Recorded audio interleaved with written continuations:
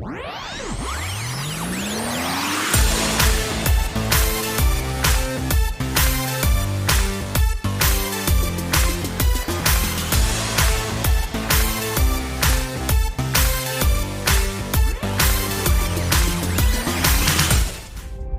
tell people my sister moved out west. You're a science teacher.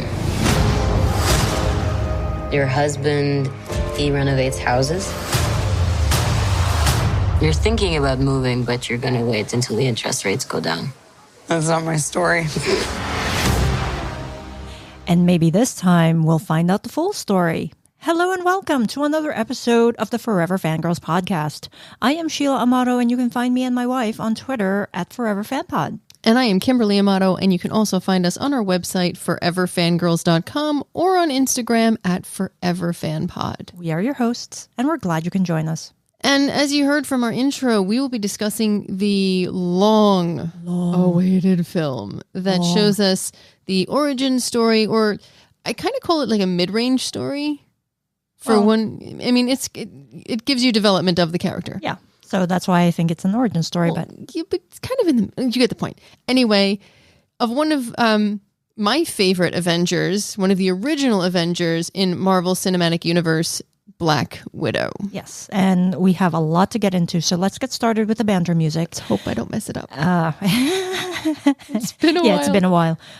So that those who haven't seen this movie yet can pause us and come back when they've seen the movie. I got the banter music going right. I heard. I'm very proud of myself. Very early, but that's okay. Hey, I'm happy that I remembered what button it was. It's been a bit. So anyway, what are we talking today? Oh, the banter music stopped. Oh my goodness. Look, it has just a little backstory. I had surgery in June. So because I had surgery, all the recordings were done in advance. So I'm kind of struggling to figure out what all my buttons do. It'll come back to you. It's like riding a bike. Yeah, just like, right now, everything's sort of coming to some semblance of normalcy. Yes, it is. Like we're about to, or we were supposed to go to a baseball game last month, but it got rained out and then you had surgery. Well, 2 months ago. It was actually in May. You know what? Well, I'm just...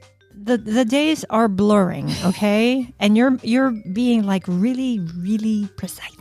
Well, no, I just remember it was the end of May. It was against Atlanta, and then it got rained out. And now it is a doubleheader at the end of July. Yeah. So we are looking forward to that, but that is going to be later. For now, let us go into the meat and potatoes of Meat and Potatoes. Really? Why? I was expecting, are you thinking of the food at Citi Field? Maybe. Thinking of the fries. Oh, I love those crinkle fries. Yes. But Shake anyway. Shack. Yes. So let's get into Black Widow. So as Kimberly mentioned, Black Widow was originally slated to be released did you mention that? No. I was thinking that. You were thinking Sorry. that. I said it was supposed to be released a really long time ago, and it was. Yeah. So it was supposed to be released in theaters on May 1st, 2020, in the middle of the pandemic. But, because... Well, I don't think they knew the pandemic was coming. No, they didn't. That's why, it got pushed back twice. And then, finally, they released Black Widow July 9th, simultaneously in theaters as well as Disney Plus Premier Access, which is where we watched it and where we got the synopsis. So take it away, baby. Before I read the synopsis, though, I'm just going to point out that it was announced that Disney Premier Access made Black Widow $60 million in the opening weekend. And I, for one, really think this model works. For those who want to go to theaters, they go to theaters. For those who want to stay home and watch it, I really like this model, and I'm just throwing it out there. I really hope Disney continues it. Wow. So that plus the $80 million that it brought in from theaters. And not including... That's 150. I think it was 80 million domestic, not including international. I'm just thinking domestic. Yeah, I think it's a smart model because there are certain things I want to see in films and in theaters, and certain times I don't want to go. But anyway, the synopsis for Black Widow, and I'm going to try a new accent. So, okay, let's hear it. God help me. Natasha Romanoff, aka Black Widow, confronts the darker parts of her ledger when a dangerous conspiracy with ties to her past arises, pursued by a force that will not stop to bring her down. I read that wrong. Pursued by a force that will stop at nothing to bring her down. Natasha must deal with her history as a spy and the broken relationships left in her wake long before she became an Avenger. Okay, that was a valiant try. Really? You sounded like Slowpoke Rodriguez. No? No. No, I did not sound like Slowpoke Rodriguez. Okay, maybe that was just me. I don't even remember that cartoon. Oh my goodness. But I'm digressing. Yes, we are. We're like all over the place today, folks. Sorry. It's been a while. It has been a while. So, as Kimberly said at the top of the show, Black Widow is the origin story of Natasha Romanoff, right? We were first introduced to her in Iron Man 2 in 2010. And she's been part... 2010, people. Yeah. And she's been part of the Avengers movie since then. And now, only now, 11 years later, do we get her standalone film. Slight interjection, not just the Avengers film. I believe she's been through like all of the films. So, I mean, she's been scattered throughout. Yes. So let us put a pin in that because, we have to discuss that needs to be a pin. Okay. So that aside, we find out that back in 1995, right, young Natasha lived in Ohio with her sister Yelena, her mother Melina, and father Alexei. She's about 10 or 11, and Yelena at that time is about 6, right? So they seem to be living an idyllic life until they have to escape to Ohio and head to Cuba, where we find that Alexei really is an undercover spy for Dreykov, right? The big bad. The family was all a ruse, and, it was disbanded at this time. So we fast forward to 21 years later. In the MCU timeline, this is right after Captain America Civil War. Natasha's on the run, and she's relying on her network to get supplies so that she can lay low. This is what we know. Oh, we're doing like a bullet point thing? We're doing a bullet point thing. Because there's a lot that goes on in this movie. Right. So Natasha thought Dreykov is dead. He's not. And Natasha was trying to use Dreykov's daughter as bait. Antonia, the daughter, became collateral damage and is now the taskmaster. Natasha and Yelena reunite with Alexei and Melina, the mom and dad, to take down the Red Room, right? And the Red Room is what controls, it's the evil layer, if you will, that controls the minds of little girls, and they get trained to be assassins. So that's or they fail and die out. Or they fail and die out. I mean, it's really bad. Yelena, all this time, was actually under that chemical mind control herself, but she was exposed to the antidote. So, they tried to take down the Red Room. Yelena ends up killing Dreykov by blowing up his getaway helicopter. Actually, in between that, Natasha actually finds out that her birth mom did not throw her away. She was actually taken from her birth mom. So, a lot of layers here. Mm-hmm. And then after the after credit scene, we see Yelena with a dog that she always wanted and named her Fanny. Well, leave it for the cute. We are going to put pins in this. Well, we will put pins in it. Yes. Well, come on. Yes. Can we get to the good? No, not yet. This is very important. All right. Right? At the end scene at Natasha's grave, right, we see this very emotional scene. And then all of a sudden, Valentina shows up, tells Yelena, because Yelena is still a hired killer, essentially, that her next target is the man who, quote, killed her sister, Clint Barton, a.k.a. Hawkeye. And that's how the movie ends. Can we go with the good now? Can we just jump right in? We can. Yes. Overall, in the grand scheme of MCU films, I really enjoyed this one. Mm-hmm. Yes. I thought it was, the story was well done. I think there was a lot of layers to it, and there was a lot of Easter eggs, and it was well executed, well acted. Marvel really does have a high standard of what we've come to expect from them. Yeah.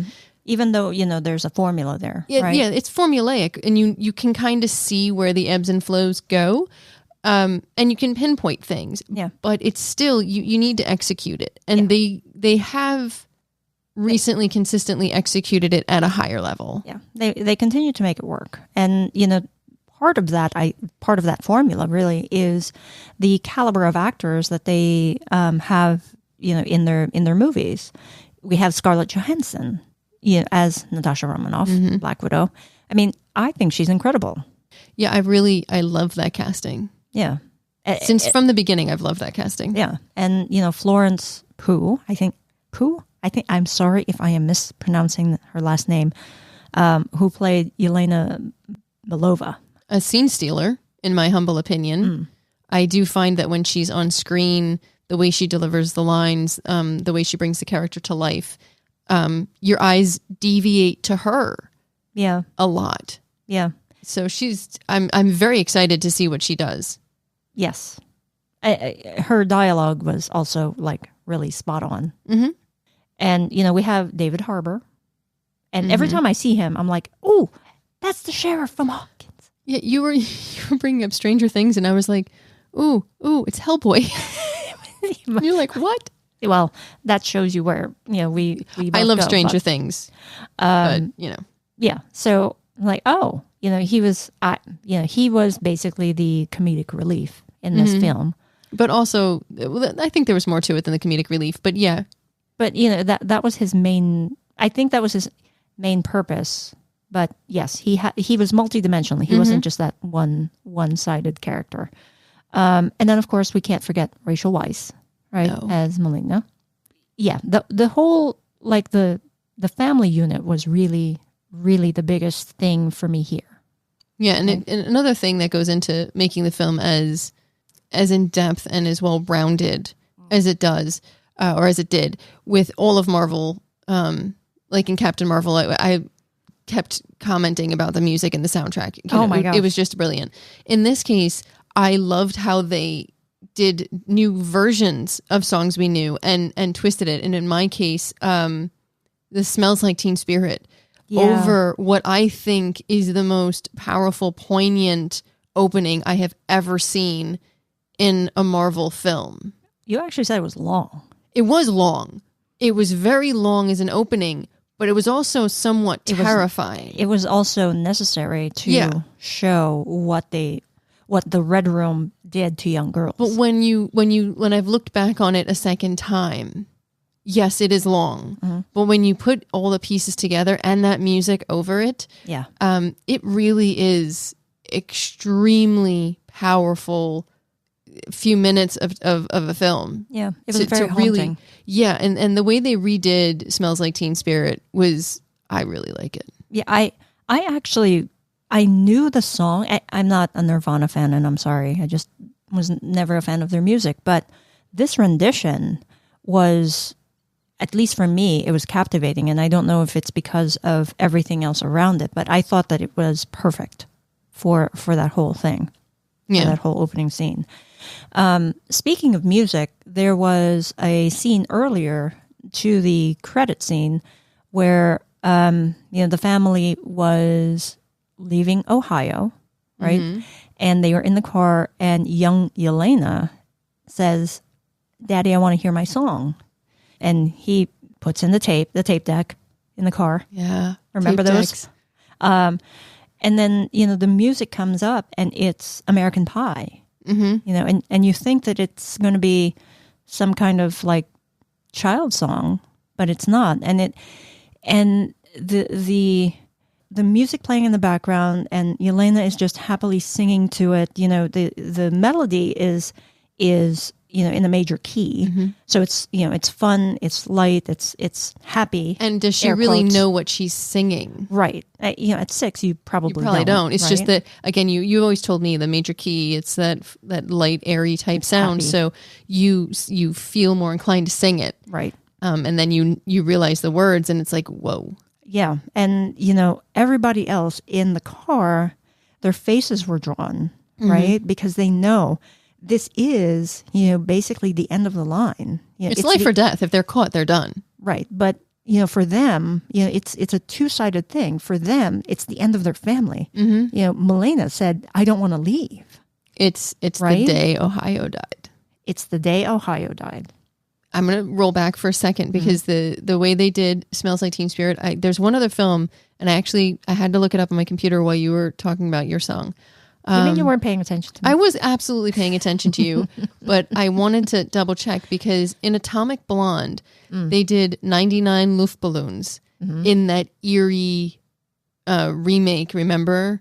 Where she's going through Berlin. It had that type of feel, that dark, sullen feel. And I'm just really loved that. I know. I love the mix of the songs and the music. That really brought out, and I cannot stress it enough, that really brought out the emotion of what they were showing you. Yeah. And they did that for Atomic Blonde, and they did it here. And again, it was like the first 10 minutes of the movie, and I was crying. Like, what? Disney? Look, this is Disney. Cool. Come on. I know. I cried at the drop of a hat, but you know. No, it's Disney. It's like Nemo, first room. Hey, everybody's happy. Oh, wait, there's one egg. It's got a crack, and everybody else is dead. Up.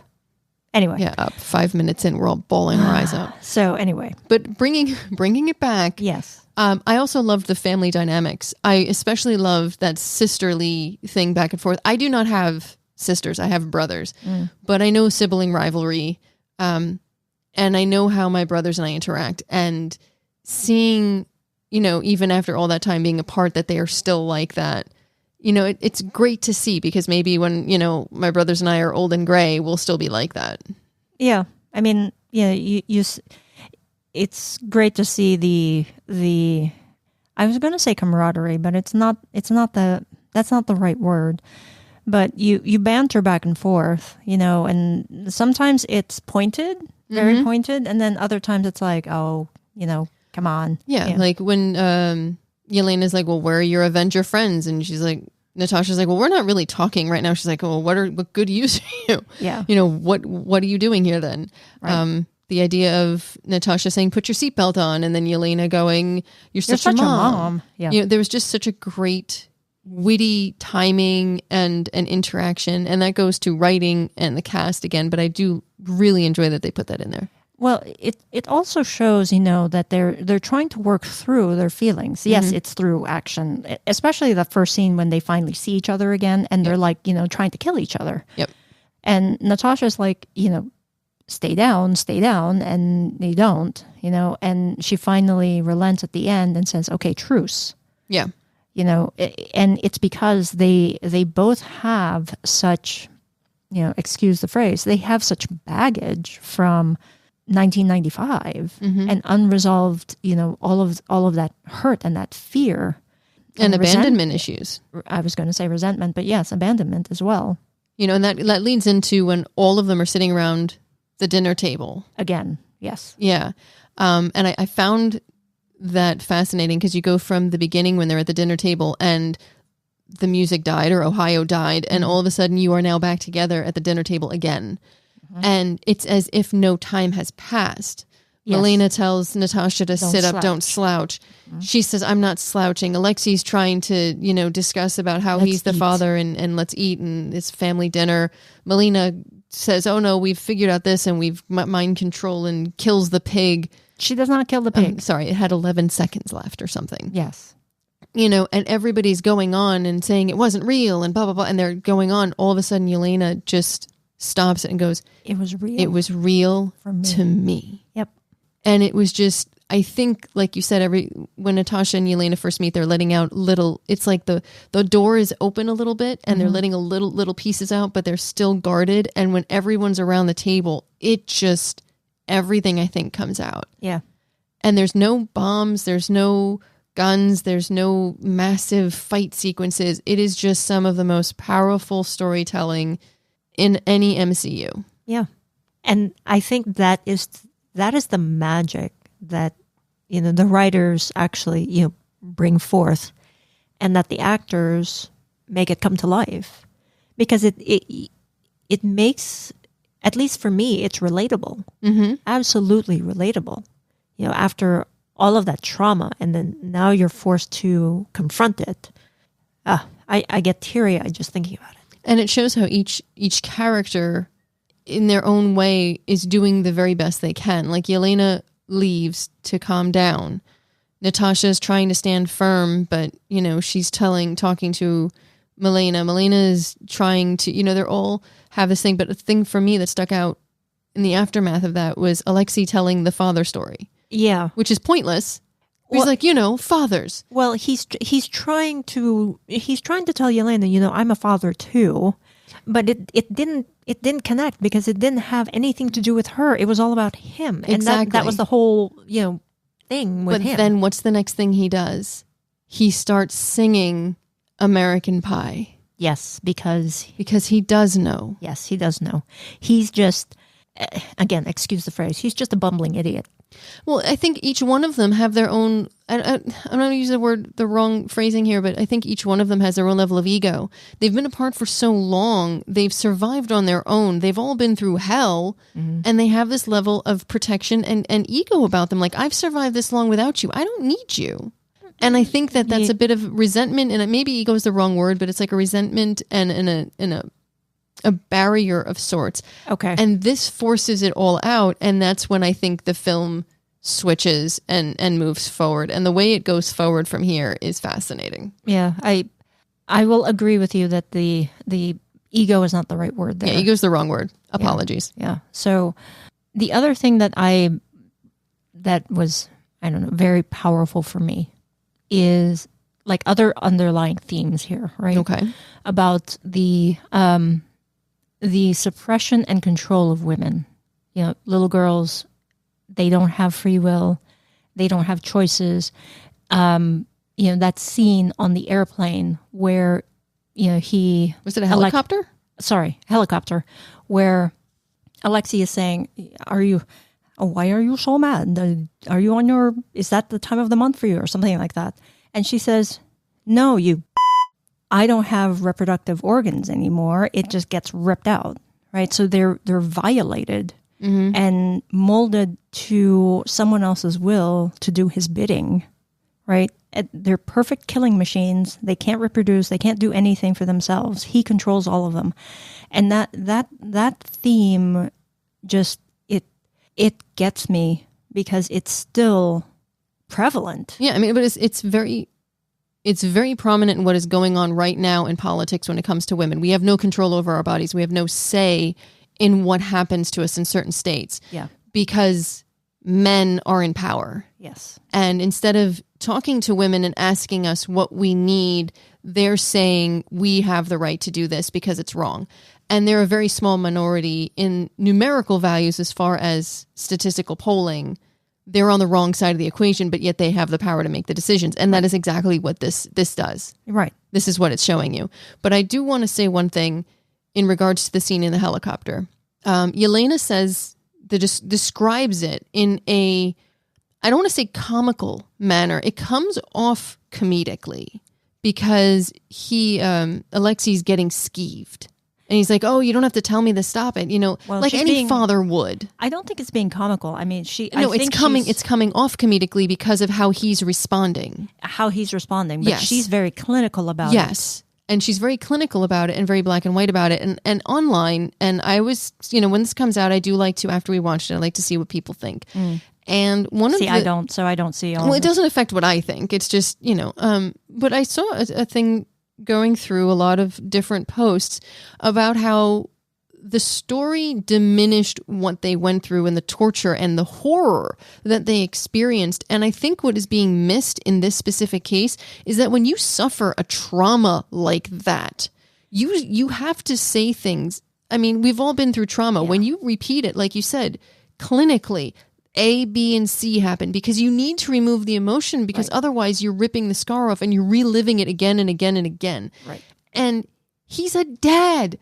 That's like me as like a 13-year-old going, Dad, can you get me tampons? My father would turn dark red and try to hide in a corner.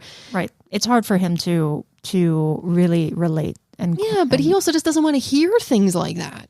The way I perceived it is he didn't want to hear it. A, because he considers them his girls, and B, because he also put them there. Yeah. He feels, I agree with you. I think he feels a little bit guilty for not standing up at that time. So I think that was missed. And that's just my humble opinion, but I think that was missed and people took it the wrong way. Yeah, I agree. You have to compartmentalize it because it's very hard to move forward from that when you're violated so egregiously. Yeah. But I like that going off this, another underlying theme is that they were finding their free will and their courage to stand up for themselves and being their best advocates and fighting back. Yeah. Yeah. I love the scene where, speaking of free will, where, they're in the BMW. BMW was the sponsor they were everywhere. Yeah. I was like, ooh, look at that car.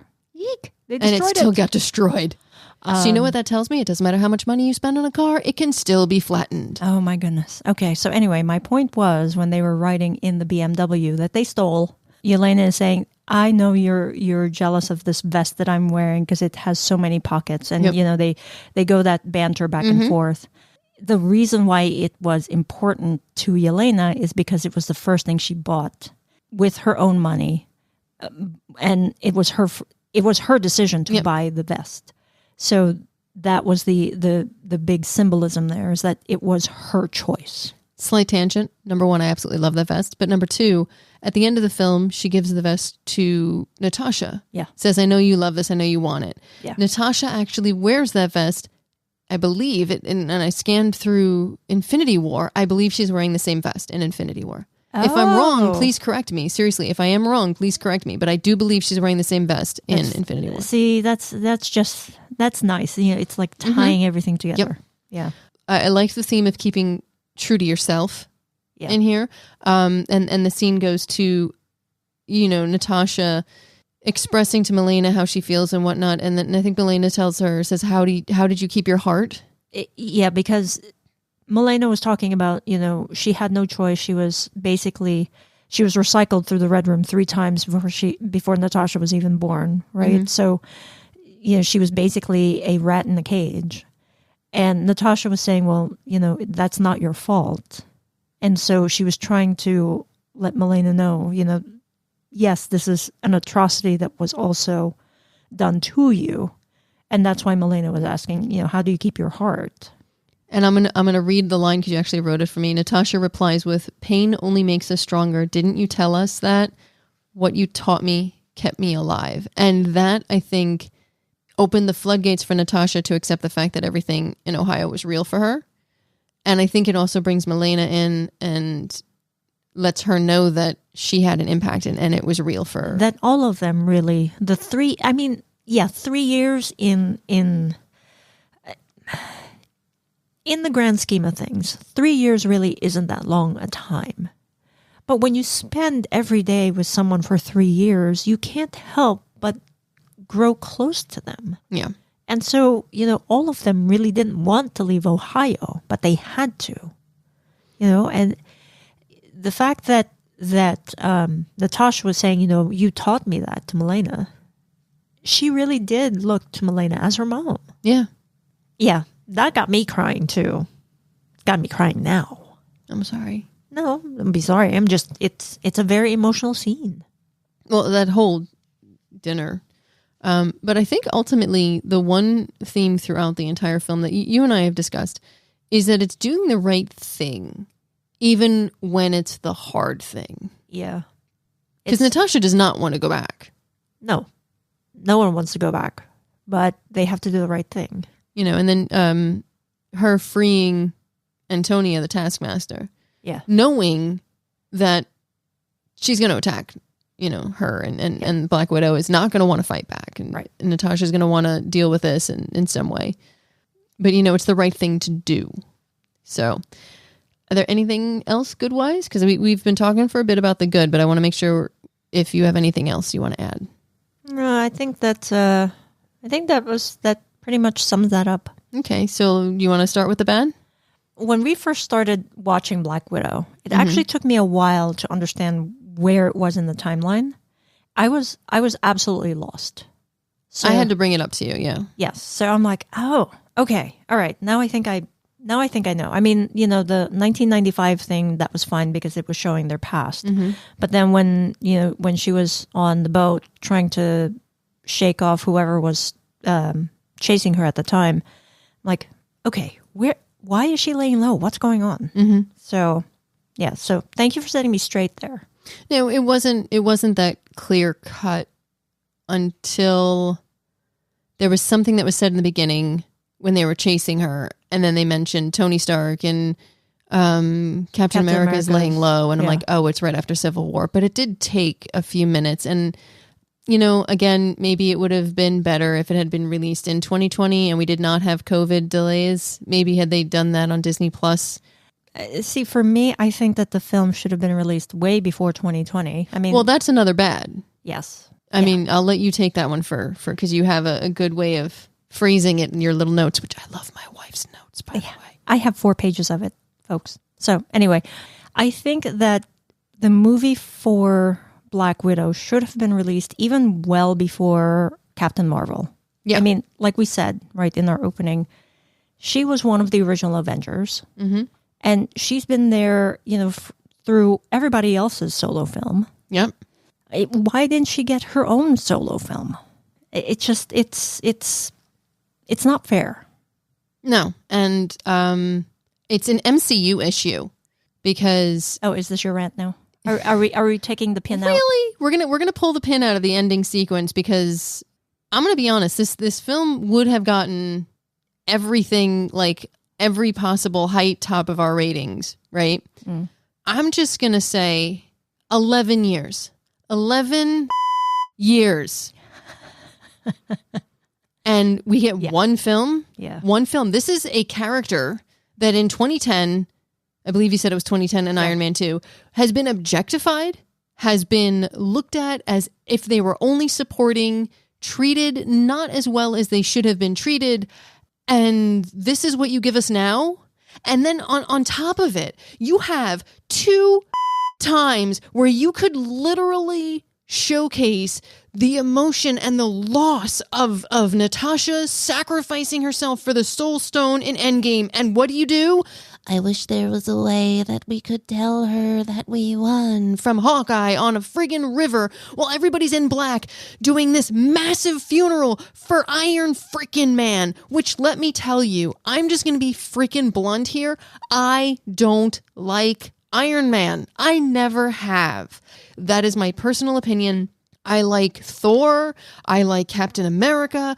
I like Black Panther. I love Doctor Strange. Mm. I love Captain Marvel. I can literally go through a litany. You and I, to this day, giggle about Groot.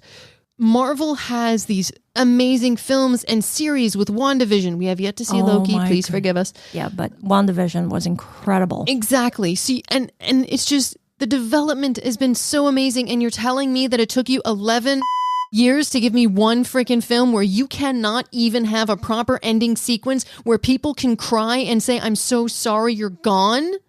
And give the just due for a character to go into the sunset? Are you freaking kidding me? You have to interrupt that with a character sniffling and taking away from it. And then what do? You lead it to, hey, by the way, you're going to have to go kill the guy. So we're going to set up the man story now. Are you kidding me? This is what I hated about Wonder Woman, both films. It is not... Look, here's the deal. I have nothing against men and love being...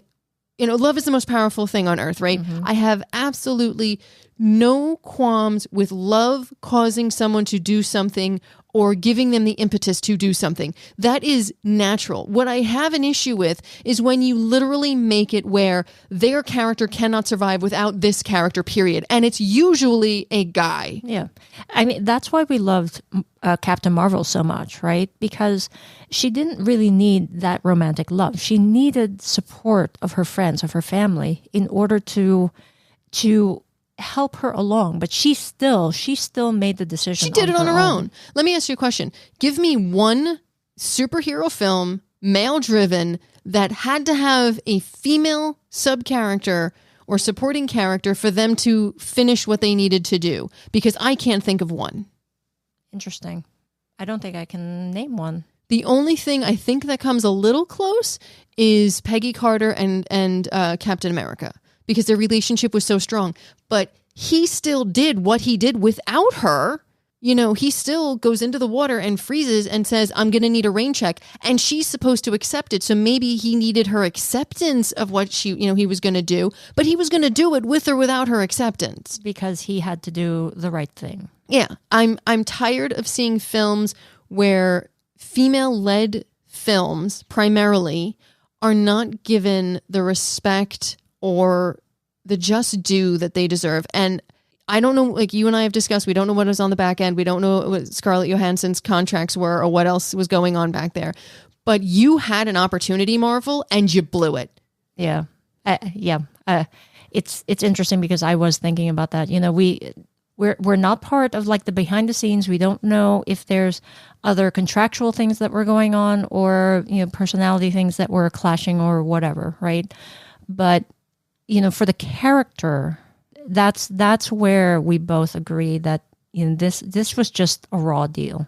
She's getting one standalone film, and at the end credit scene, right, so at the very beginning, setting this up a little bit, the sisters had that little whistle thing that it was their secret language, right? And towards the end, she does it again, and and this is actually something that we think is acute.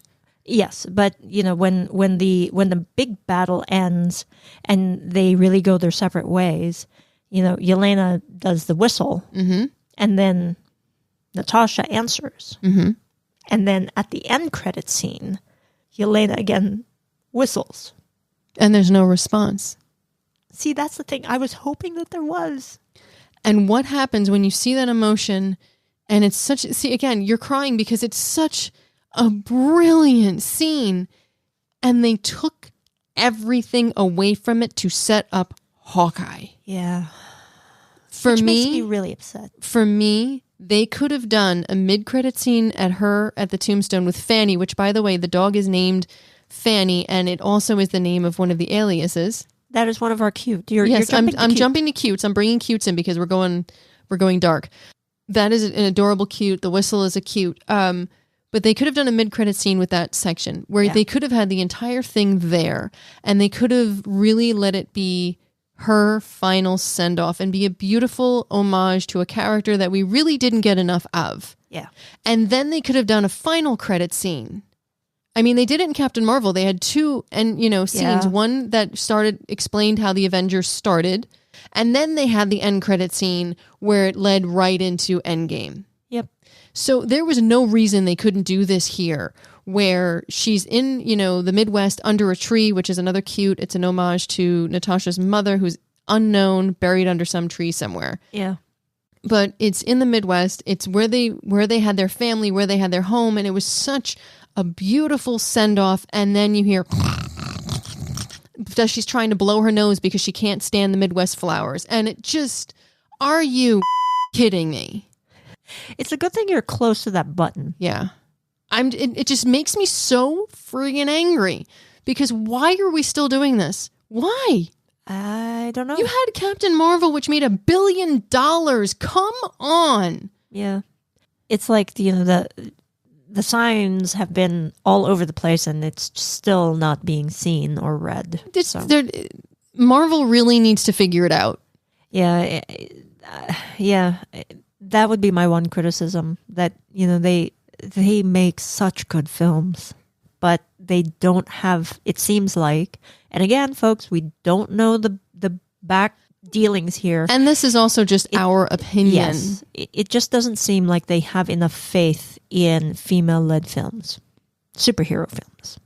And I think the thing that really solidifies it is it's at the end. Literally, everything is done. There is nothing that can wash this taste out of your mouth. Right. Because, that slim hope of hoping that she is actually really not gone, that she can come back. It's done. It's gone. Yeah, I mean, we've seen there's a Gamora from a different timeline. There was no reason why they couldn't do that with Black Widow. Yeah. There were, and again, we don't know the backside, but there could have been other ways to handle this. And they dropped the ball hard. Yeah. So, anyway. Do we have any other cute?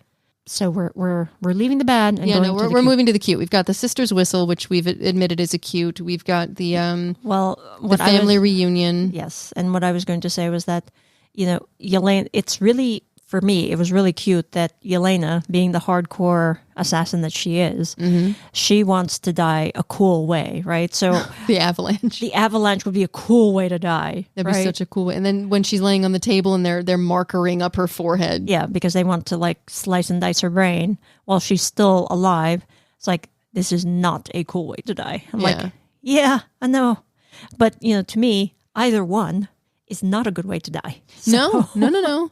Just saying. And I liked when Yelena was on top of the helicopter and Natasha's like, Yelena, don't. And she goes, this was fun. And she like slams the staff into the thing, blows the helicopter, goes flying off. Yeah.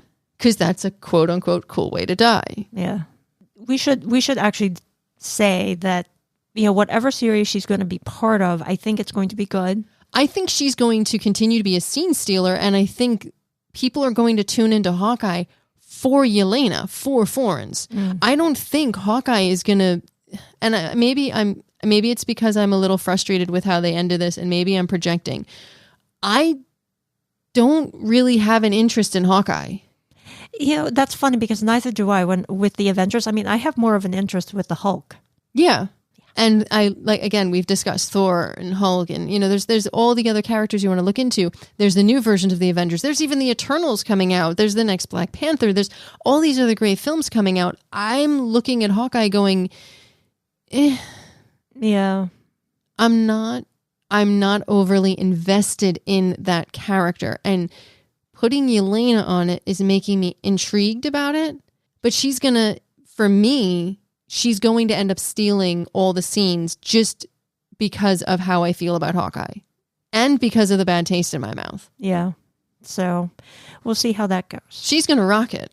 Yeah. I have no doubt. We hope. No, I have no doubt. She will be an amazing part of that series. Yeah. So, okay. The one other thing that is cute, right, is you had mentioned it earlier that Fanny is Yelena's dog, right? And that actually is a reference to all of the aliases that Natasha had, Fanny Longbottom, and it's a real name. And it's like the vest that Yelena gave to Natasha, right? And so Yelena is always with Natasha no matter what. Mm-hmm. And now Yelena's doing the same thing. Natasha's always with her because Fanny is always with her. Yeah. And I also mentioned the tombstone in Ohio with, the Midwest flowers and everything. I thought that was wonderful and phenomenal because Natasha's entire thing during this whole film, she was looking for home and she was making up for her past sins. And there's actually a conversation between Yelena and her where she says, I'm trying to make up for my past. And she's like, you might be an Avenger, but you're still an assassin like me. You're still a killer like me. You're still a killer. You can't run from your past. And it just felt like Natasha finally came home. Yeah. It comes full circle. Yeah. And before they ruined it. And yeah. And not just for Natasha, but also Yelena, because she was the one who said this was real to her, right? Mm-hmm. So this is her home too. Yeah. And now she's carrying the mantle. Yeah. She's picked up the mantle. Yeah. Anything else you would like to add? It didn't feel like the runtime was that long either. And I know it's a 2-hour film. It's a 2 hours and 15 minutes. It didn't feel like it. Well, when it's a good film until the end, it's like, what? I think at least for me, I think I'm good with that discussion. So do you want to do the rating? Okay, so let's go ahead and do it then. Drum roll, please. Okay, so the rating that we give Black Widow is 4 stars. And we both agree with this rating, by the way. Yeah, I will be honest and say it would have been a 5-star review if they didn't have that ending. Agreed. It took so much away from it because it was at the end that's all I could think about. Yeah. There was a lot of intimate themes. There was amazing acting. I did love the writing. I love the score, the music. But that end credit scene turning her story and refocusing it on Hawkeye. And I know they had a very close relationship throughout. I know they were like best friends type deal. Yeah. I get all of that, but it just was handled poorly. And I feel that Black Widow deserved her standalone and her proper send-off. And it should have been done eons ago, but they did it now. And I don't want to say too little too late, but they should have handled it better. Yeah. And yeah, I agree with you. I felt cheated at the end. Mm-hmm. And yeah, I really don't know, like we've been saying, we don't know the inner workings. We don't know if this was, if it was always meant to be that this was one and done for Natasha Romanoff. But she really didn't get a fair shake. No. And, you know, it was an amazing film, but they just didn't stick the landing. You know, we've come to expect those end credit scenes. Mm-hmm. And so I can't not watch it. I also want to interject, and even at Endgame, during Endgame, at the end of the credits, they used Iron Man's hammer from the first freaking film to give an homage to Iron Man leaving. And they can't do that. So I'm just going to bring that in again. You know, Marvel has always used the after credit scenes to great effect. Yeah. They had 2 chances. They've messed up both. Yeah. So, anyway. But anyway, that's going to be our show for today. Thank you for joining us and sticking through. I know this was a longer episode than normal, but we would love to hear what you thought of Black Widow. So feel free to leave a review of this episode, leave a comment on Twitter or Instagram, or you can even send us a 90-second message on SpeakPipe, which is at speakpipe.com/Forever Fangirls podcast. We would love to hear from you, and we'd really appreciate that little subscribe button thingy or follow button if you are on Apple. Okay. And so then until next time, stay safe. Be kind, and remember, pain may make you stronger, but returning home to family will help you heal. Home is wherever your loved ones are, and there really is no place like it.